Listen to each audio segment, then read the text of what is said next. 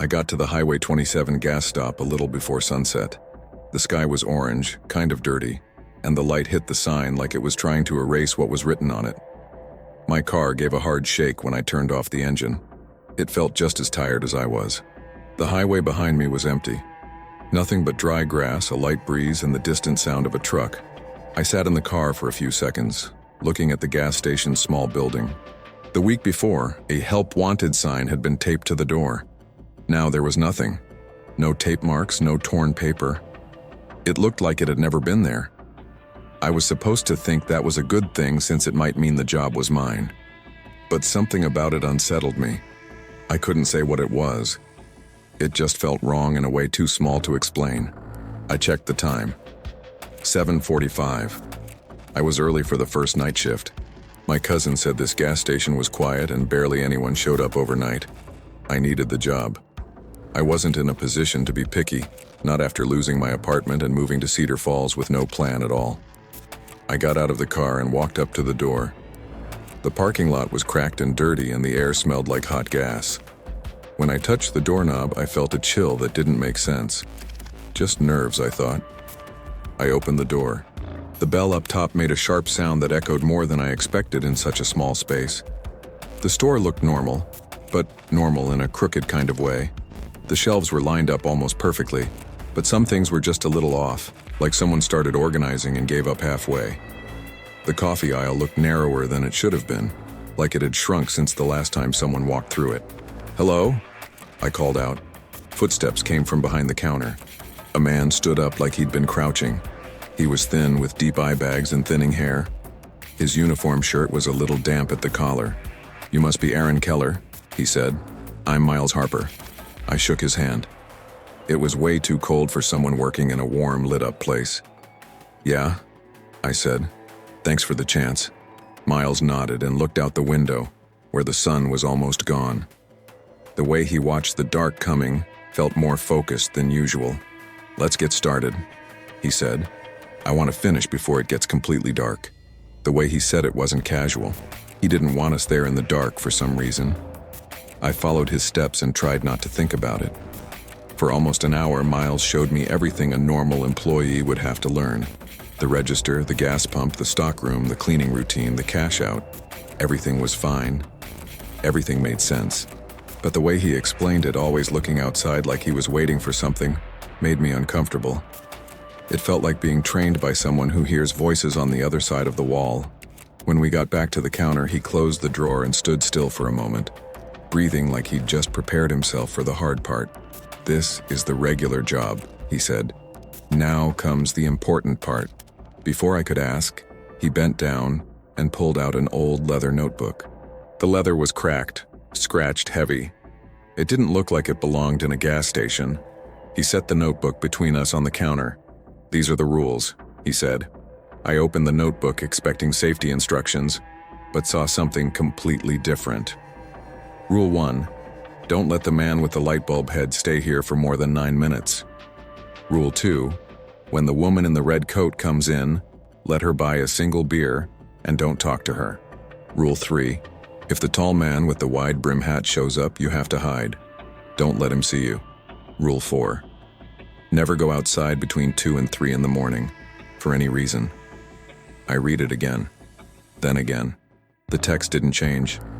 I looked up expecting to see a smile on Miles's face. Nothing. Just that tired, serious expression like he was giving me instructions for handling toxic materials. "Is this a joke?" I asked. "No," he said without hesitation. "So you're telling me there's a guy with a light bulb for a head?" "He shows up once in a while," Miles said, "and you just have to make sure he stays less than 9 minutes. If it goes past that, things get complicated." "Complicated how?" "You don't want to find out." His answer came out way too calm. It didn't sound like a threat. It sounded like a fact. "And the woman in the red coat?" I tried. "Is she dangerous?" Miles hesitated, and that scared me more than the rules themselves. "She just wants to buy a beer," he said. "It's better not to start a conversation. Don't try to be friendly, just sell it and let her go." I tried to laugh, but the sound died in my throat. "And the tall man?" Miles took a deep breath. He looked toward the door for a moment like he was sure someone was waiting outside. "The tall man can't see you," he said. "Why?" "He notices. And when he notices, he doesn't forget." The way he said it made my skin crawl. "There was someone before you who ignored Rule 3, Miles went on. "Daniel Hayes. He thought it was nonsense. Thought he'd prove I was overreacting. I found what was left of him behind the dumpsters. I tried to answer, but nothing came out.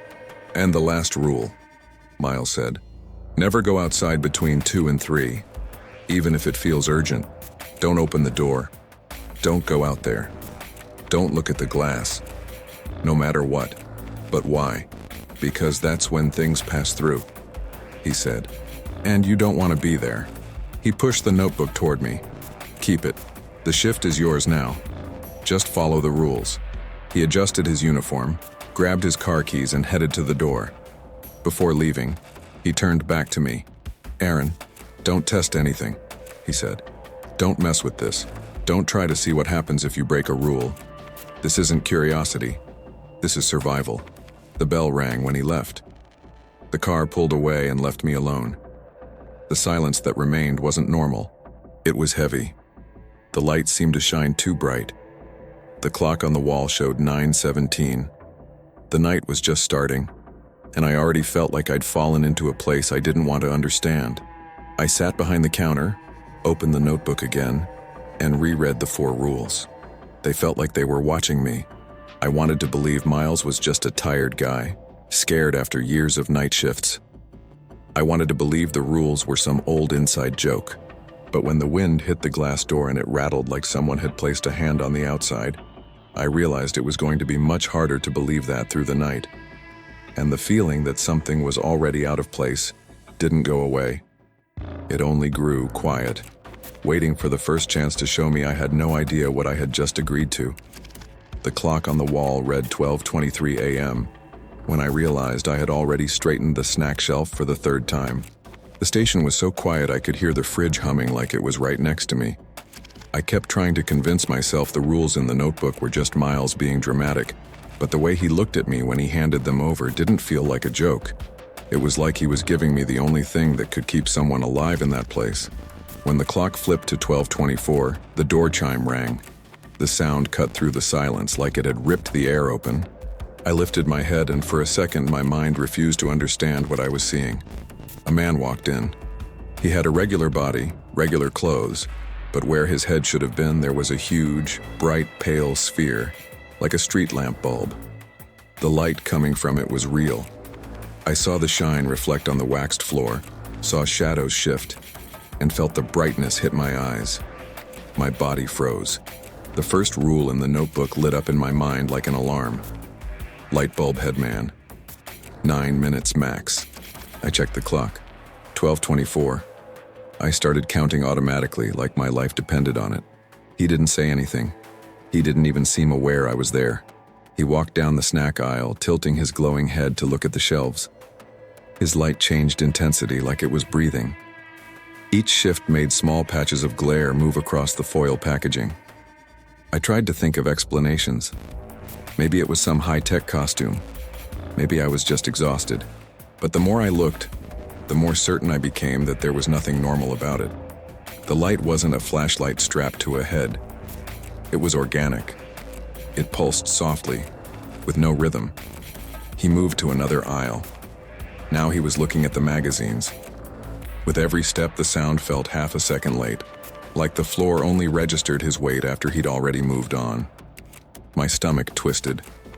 Reality there was wrong in a way I could sense but not understand. When the clock hit 12:32, my heart sped up. 8 minutes, 1 to go. The light bulb headman approached the coffee machine. His glow made the metal look golden, like it was reflecting sunlight. I needed him to leave. I needed to follow the rule. I stepped out from behind the counter on shaky legs. The voice that came out of my mouth didn't even sound like mine. "Excuse me, sir. I think your time's up." The glowing head turned toward me. The light flared brighter, almost white. There was no face inside, just light. Even so, it felt exactly like being stared at by something that understood who I was. For a few seconds, he didn't move. Then he turned his body and walked to the door. The chime rang when he left. The light drifted across the lot until it vanished into the darkness. He didn't get into a car. He didn't head toward the road. He just stopped existing once he reached the edge of the property. I looked at the clock. 12:33. Exactly 9 minutes. I went back to the counter feeling like the floor still trembled under my feet. I picked up Miles's notebook and reread the first rule over and over. It was impossible to deny it had played out a little too perfectly. I tried to calm down by scrolling through my phone. I stared at job ads like they could pull me away from what I had just seen. But every time my eyes drifted up to the door, my chest tightened. I was waiting for another rule to happen. And it did. At 12:57 a.m., when I heard the chime again, a woman walked in, red coat down to her knees, brown hair tied back. She went straight to the beer fridge. She didn't look around, didn't pay attention to me. She moved like someone who already knew exactly what she had to do. The second rule came to mind. Allow the woman in the red coat to buy one beer. Don't speak to her. She grabbed a single bottle and set it on the counter. When she handed me her card, I saw her name, Lydia Marlowe. Her hand was cold as ice. Not cold from weather. Cold from absence, like she had no blood moving through her. I rang up the purchase without saying a word. She took the card, turned around, and left. She walked toward the dark road with no car in sight. She looked like she knew exactly where she was going, even though there was nothing out there for miles. After she disappeared, I caught my reflection in the fridge glass. I looked pale, eyes wide. Something in me started to accept that the rules weren't a joke. The station went quiet again, the kind of silence that makes you hear your own heartbeat. At 1:45 a.m., when the chime rang for the third time, I was already staring right at the door. The tall man came in, wide brim hat, dark coat. He was thin, but too tall to be normal. His steps were slow, steady, controlled. The third rule told me to hide immediately, but my body didn't react. I froze behind the counter. He saw me. His eyes were in the shadow of the hat, but I felt his gaze anyway. He walked toward me. My chest tightened. I expected claws, teeth, some kind of attack. But he just placed a folded piece of paper on the counter. "Take it," he said, in a low, rough voice. I grabbed it with a shaking hand. I opened the paper. He's lying. "Be careful with Miles." I looked up to ask what it meant, but he put a finger to his lips. A simple, firm gesture. He turned and walked to the door. Like the others, he vanished when he reached the edge of the property. I was alone again, gripping the note tight. The fourth rule said never to go outside between 2 and 3 a.m. But now I had a new question burning in me. Were the rules meant to protect me or to control me? And why would anyone warn me about my manager? I looked at the clock. 1:55 a.m. 5 minutes until the forbidden hour. The air felt heavier. The lights flickered like something was brushing against them. I didn't know it yet, but that night would be the beginning of something much bigger than I imagined. After the tall man disappeared at the edge of the lot, I stood there with the note in my hands. My palms were damp, and my heart was beating in a strange way, like it was trying to match some hidden rhythm in the air. The sentence on the paper wouldn't leave my mind. He's lying. Be careful with Miles. I tried to think of any reason that made sense, but nothing connected. Miles just seemed like a tired manager. A regular guy. The kind of person who complains about night shifts and keeps too many coins in his pocket. But after that night, I started to think I didn't really know anyone there at all. When the shift ended, I drove back to my cousin's apartment without taking my eyes off the rearview mirror. My mind kept replaying the night, like it was trying to find some logical flaw that would make it all disappear. The light bulb head man, Lydia and her frozen hand, Elias Ward, though I didn't know his name yet, handing me a warning that felt more serious than I wanted to accept. I took a deep breath, trying to convince myself I was just tired. After I got into bed, I tried to sleep, but my mind wouldn't cooperate. I opened my laptop and started searching for disappearances in the area. I typed a few scattered words. Missing employee Cedar Falls. Night shift.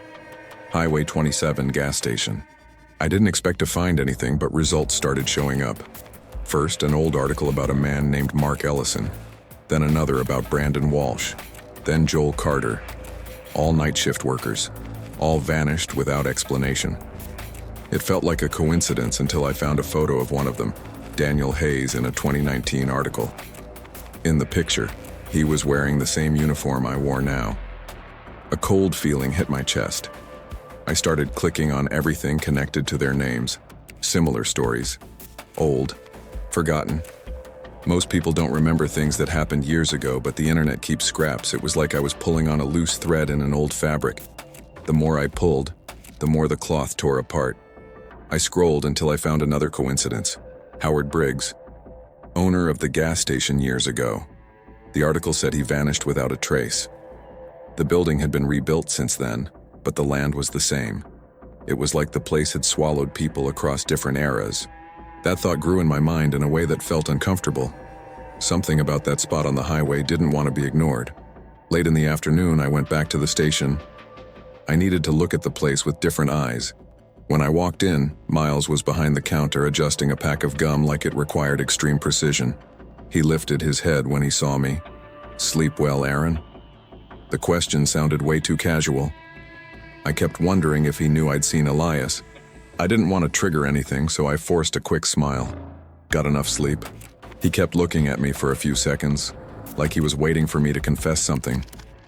Then he went back to arranging the counter. But the feeling of being watched didn't go away. During the start of the shift, I tried to act normal.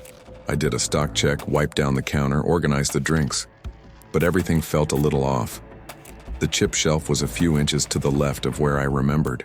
The light above the coffee section flickered with a rhythm I'd never noticed before. Sometimes it felt like the station was breathing, like it was a giant body and I was inside its chest. The feeling came and went without warning. I grabbed a broom and headed to the storage room. Maybe working would help me think. When I opened the door, I felt something different in the air. It was heavier somehow. I pushed a few boxes aside and heard something metallic fall behind them. I knelt down and found a wallet. Inside was a driver's license with the name Daniel Hayes, the same name I'd read online. My body tensed. There shouldn't be anything of his still here. If Miles had found his body like he said, why was the wallet stashed away like a lost item? I closed the wallet carefully. Before putting it in my pocket, I noticed something else in the corner. An old phone scratched up, battery low. I pressed the button and the screen lit up weakly. There were unread messages, all from Miles, all sent days after Daniel was supposedly dead. My throat tightened. The story Miles told me didn't line up at all. That's when I heard footsteps coming toward the storage room door. I quickly shut the box, slipped everything into my pocket, and turned around. Miles was standing in the doorway, his expression stiff. "What are you doing in here?" His voice was dry, none of that friendly tone from the first day. "I was just organizing the boxes," I said, trying to stay calm. He stepped 2 feet into the room. He didn't look like he believed me. "Careful with this place," he said with a slight smile that didn't match his eyes. "There are things in here you shouldn't mess with." My heart sped up. His hand rested on the side of the box like he was checking if something was out of place. I waited for him to say something else, some direct warning, but he just turned around and walked out, leaving a heavy silence behind. When I got back to the counter, I felt the weight of the whole night hit me all at once. It was like every detail was pulling me in a different direction. The rules, the visits, the lies. That constant feeling that something was watching me through the walls. I didn't know what was safe to believe anymore. But I knew Miles wasn't just a tired manager. And for the first time, I felt like the station was truly alive. I didn't notice time passing until I looked at the clock again. The hands seemed to dance, but the number was clear. 1:57. 3 minutes until the hour I wasn't supposed to exist outside. Rule 4 started pulsing in my mind like the notebook was open right in front of me. Never go outside between 2 and 3 in the morning. For any reason. I was alone in the store. The light bulb head man had already come and gone. Lydia had stopped by, bought her beer, and vanished down the dark road. The building seemed to breathe like always, but now I knew there was more hiding behind it. Daniel's wallet, the phone with Miles's messages, the old articles, the tall man's note. He's lying. I couldn't just stay behind the counter waiting for the night to end anymore. If Miles wasn't trustworthy and someone had risked warning me, I needed to see what he was trying so hard to hide at that hour. I was scared, of course, but it was a different kind of fear. Not fear of a monster. Fear of discovering that reality had more rules than I ever imagined. When the clock flipped to exactly 2 a.m., I pushed open the front door. The bell rang like it was yelling at me. I ignored it. The air outside felt heavier, stiller. The streetlight lit the parking lot, but the night around it looked darker than before, like the road was a bottomless pit. I took a few steps out. I waited for thunder, a voice, any immediate sign that I had crossed some important boundary. Nothing happened. Just the distant sound of an engine somewhere on the highway, the silence of the countryside. I started walking toward the dumpsters at the back of the property. That was where Miles said he'd found Daniel's body. That was the place the note kept poking at in my mind. With every step, the ground felt a little less solid, like I was walking on something pretending to be concrete. Getting close to the dumpsters, I noticed the air felt different. My vision blurred a little.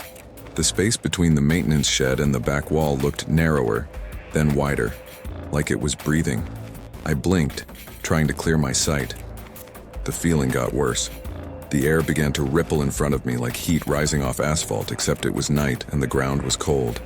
The edges of the dumpsters started to fold in on themselves in a strange way, like they were being pulled toward an invisible point. My instincts screamed for me to run back. My legs stayed frozen. The distortion opened, not like a normal door, but like a cut in space. Behind it, there wasn't another place I could recognize. Just darkness and faint purple glimmers scattered around. From inside that tear, someone began to step out. It was the tall man. Dark coat, wide brim hat. But now, up close and under that strange light, I saw his face better. The scars weren't just marks. They had the texture of melted wax in some places. Even so, they were human. His eyes were tired, but very alive. "Aaron," he said, like he had known my name for years. "You shouldn't be out here, but it's good that you are." I tried to speak, but my voice took a moment to come out. "Who are you?" He took off his hat, revealing his whole face. It was a shock. The kind of deformity that makes you want to look away, but I forced myself to keep my eyes on him. "Elias Ward," he said.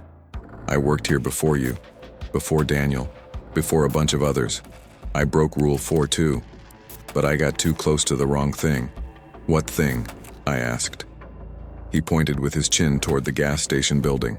"Miles," he said. Or whatever is using that name now. "He's not human. Never was. He feeds on people like us. On the time we still had to live.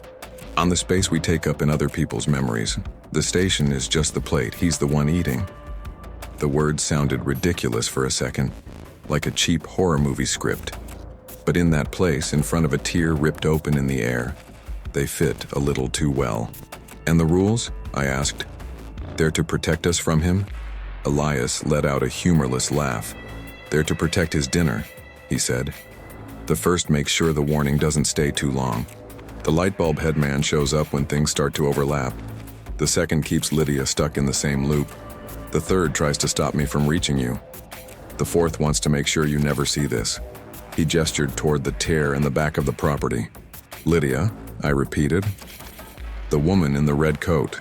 "She's not a customer," Elias said. "She's a victim. She owned this land a long time ago. He took her life. Now she's trapped in a routine, buying the same beer at the same time because that's all she has left. An echo walking between two sides." My stomach twisted. "Why are you still here?" I asked. "Because I wasn't completely erased," he said. "When I tried to go after Miles, I got stuck in this place between one world and the other. I don't belong to either one. But that lets me see things from both sides. And sometimes, I can do what I did with you. Hand over a piece of paper. Give a warning." "What do you want me to do?" I asked. "Call the cops on a monster that eats time?" He shook his head. "You need to see where he stacks what's left," he said. "Only then will things start to make sense. Or as much sense as they can." Elias led me to a spot in the concrete behind the dumpsters. It looked like regular ground. He crouched, ran his hand along a nearly invisible line. The floor opened like a heavy lid, revealing a staircase that went down into darkness. There shouldn't have been anything there. That space didn't match the layout of the building in my head, and yet it was there. I went down first, lighting each step with my phone. The smell down there was old, dust, mold, metal, and something sweet I didn't want to identify. The basement was small, but the walls were covered in shelves. On every shelf were objects that looked normal. Wallets, keys, phones, employee badges from different years. I picked up one of the badges. The photo had already yellowed. The name underneath was Howard Briggs. Another, Brandon Walsh. Another, Mark Ellison. In one corner, I saw a stained uniform with the name Daniel embroidered on it. "How many people has he erased?" I asked. "At least 53, Elias said. "Those are the ones that still leave a trace. The older ones might not exist in any record at all. Families that forgot they had another son. Companies that never noticed someone was missing. The world adjusts when he eats someone. Why keep their stuff?" I asked. "If he erases them, why not get rid of it all?" Elias looked around. "I think this anchors what he stole," he said. "Like each object holds a piece of time, a way for him to keep feeding. Or maybe they're trophies. Monsters like remembering what they've done." The light on my phone flickered. I checked the time. It was 2:47 a.m. "You need to go back," Elias said. "If Miles realizes you went out, he'll know someone's interfering, and he doesn't like it when his food starts thinking too much." I climbed the stairs with a heavy chest. When the concrete closed behind me again, the ground felt more fake than ever. The gas station building glowed in the distance, calm, ordinary. I understood a little more than I did before. I knew there was a monster wearing the body of an ordinary manager. I knew the rules were pieces of a ritual.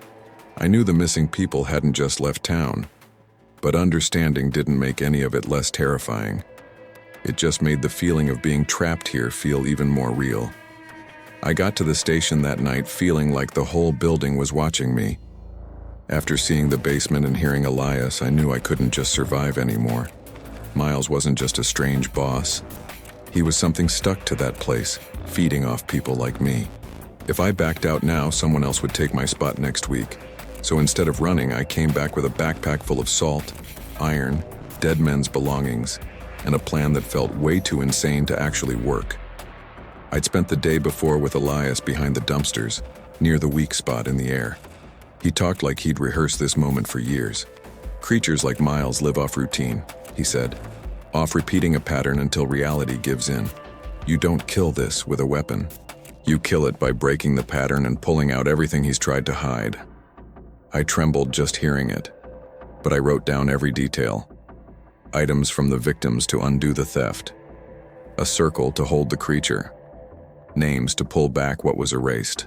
That night I showed up half an hour before my shift. I hid the backpack in the storage room, behind boxes with faded labels. Daniel Hayes' badge, Howard Briggs' wallet, Joel Carter's keychain, and other items felt heavier than they should have. When I returned to the front of the store, Miles was already there, fiddling with the register with hands that moved a little too fast. "Last night got busy around here," he said, not looking at me. I felt the whole place pulling. "You followed the rules, Aaron." I stayed silent a second too long. "I did," I answered. Even I didn't believe my own tone. Miles looked up.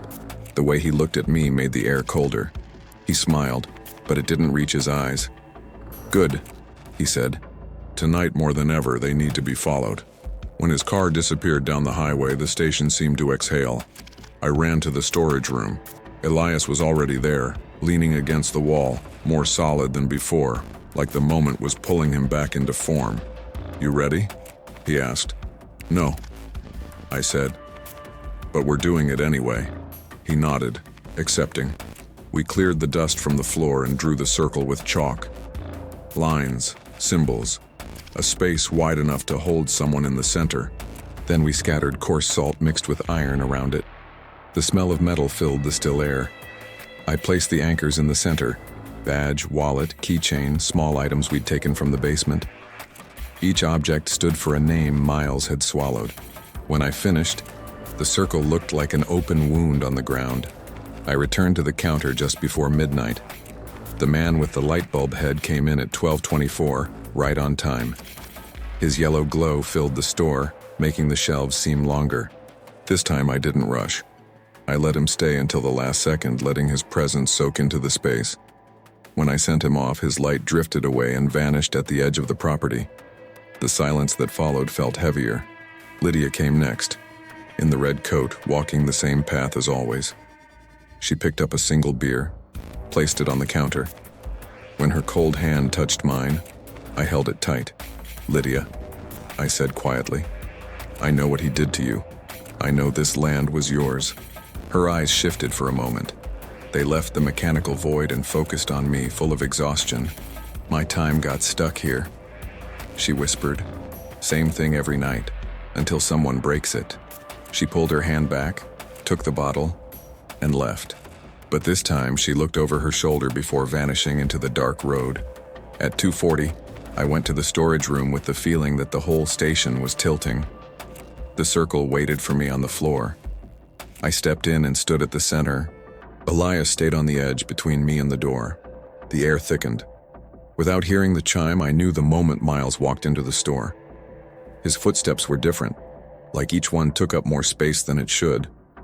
He appeared at the storage room door and stopped when he saw the circle. His face was still human but stretched, like something inside was pushing against the skin. "So this is it," he said. "The new guy thought he could use my things against me." The voice came from different places at once, echoing off the walls. I didn't answer. I looked at the objects in the center and thought of every missing persons report, every name no one remembered. Elias stepped forward. "That's enough, Miles. You've eaten enough people." Miles's body started to shift.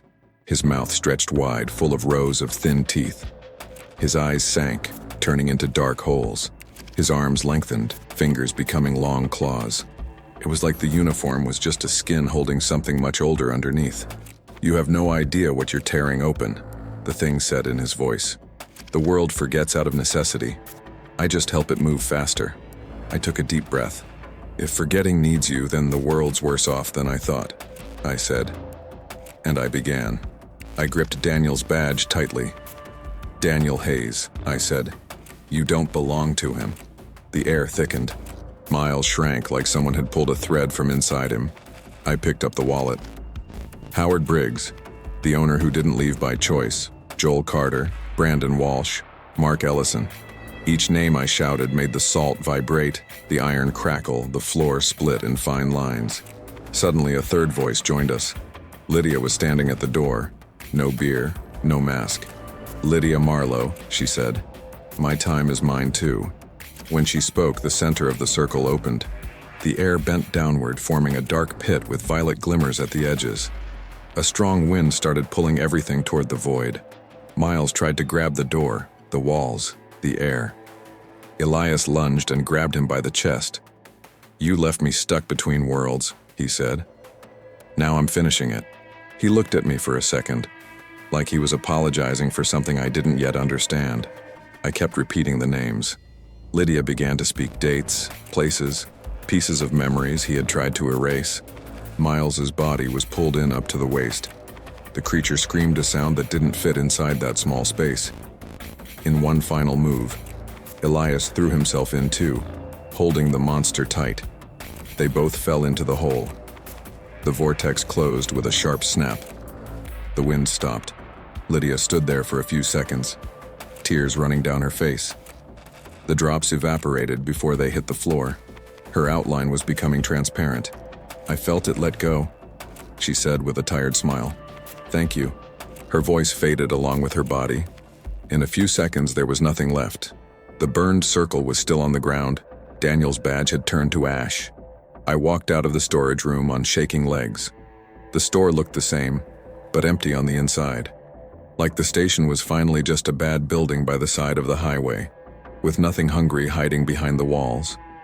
Reality felt whole again, but thin, like it had been patched up in a hurry, and I knew that somewhere else, in some other weak spot, it was probably starting again.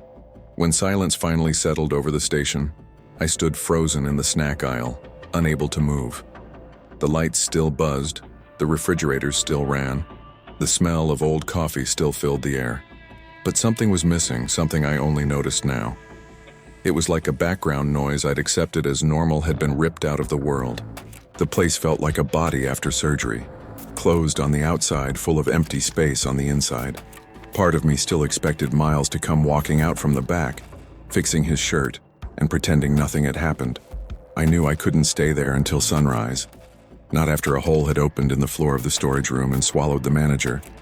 Not after watching Elias dive in after him, wanting to disappear for good. I grabbed the rule book from the counter. The letters looked crooked, like someone had written them with the wrong hand. I thought about throwing it in the trash, but couldn't bring myself to do it. Instead, I left the notebook on top of the register. I wrote a quick note on a scrap of paper. I quit. Don't open this place again. I knew no one would take it seriously, but I wrote it anyway. I dropped my badge next to the note and walked out through the front door. The early morning air felt lighter outside. The station was quiet, just a brightly lit building on the side of Highway 27. If someone drove by at that moment, that's all they'd see. They wouldn't see the basement full of stolen lives, or the burned circle, or the names the world had forgotten. I got in my car, started the engine, and didn't look in the rearview mirror until I got home. In the days that followed, I tried to do what anyone would after quitting a bad job. Sleep, eat, look for something else. My body pretended it could go back to normal, but my mind wouldn't let it. Every time I closed my eyes, I saw Elias's distorted face, Lydia's tired smile, the rows of objects on the basement shelves.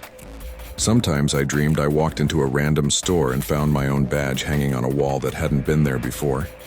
I also started to notice something unsettling. Whenever I tried to tell someone the story, the words wouldn't come out.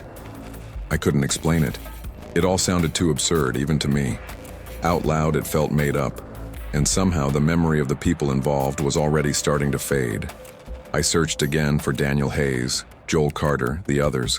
Some links were still there, but others were gone. Like the internet itself was deleting old traces when no one was looking. Still, life pushed forward. I got a job at a small grocery store in downtown Cedar Falls. Afternoon shift, daylight, no weird rules taped to the wall, no manager who looked too old for his own face. I pretended to be normal, scanning groceries, saying goodnight. But every narrow aisle reminded me of the station. Every flickering light made me look twice, waiting to see a glowing head in the dark. One day after work, I decided to walk around town instead of heading straight home. My body wanted to wear itself out, hoping my mind would give me a break. That's how I found the pizzeria. The storefront was new with a flashy sign, Midnight Mario's Pizzeria. The drawing showed a smiling chef holding a giant pizza. It looked like a regular place, the kind that opens and shuts down all the time. But something about it bothered me before I even understood why.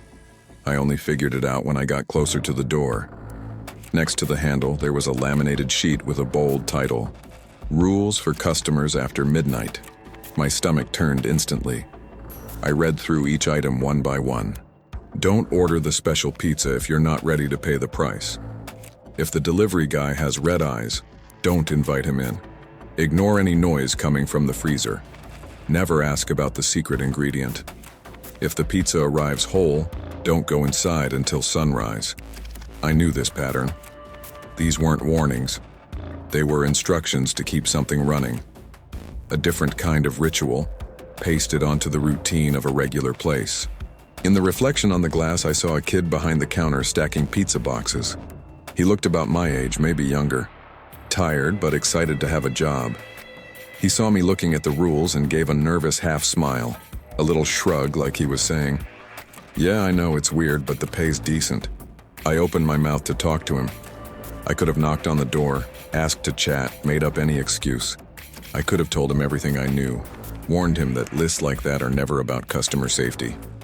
I could have said that if he started noticing strange patterns, he should run the other way. For a few seconds, I imagined the whole scene. Me, an ex-gas station clerk with bags under my eyes and shaky hands, trying to convince a stranger that monsters eat people's time at weak spots in reality. I closed my mouth. My hands were trembling. I already knew what kind of look he'd give me. The mix of pity and doubt. The certainty that I was exaggerating, making things up. And even if part of him believed me, he'd still come back the next day, because bills don't wait.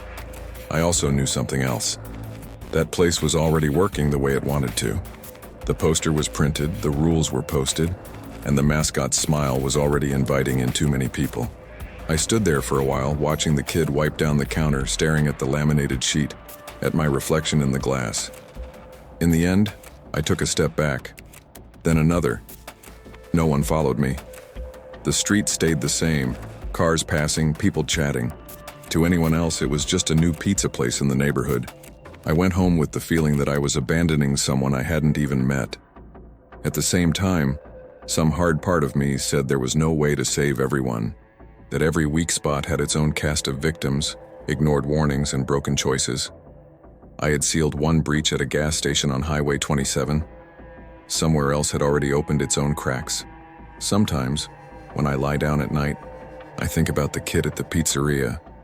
I think about who'll be the first to order the special pizza. I think about who'll be the last to open the door to red eyes. And above all, I think about how many lists of rules like that are out there, taped to doors of roadside motels, 24-hour stores, cheap hotels, empty parking lots. I don't know if I'll ever go back to that pizzeria to see what happened. Part of me hopes it's just a place too weird to last, something that shuts down quickly, the sign ripped by the rain. But the other part knows the world doesn't work like that. Weak spots like to grow where no one's paying attention.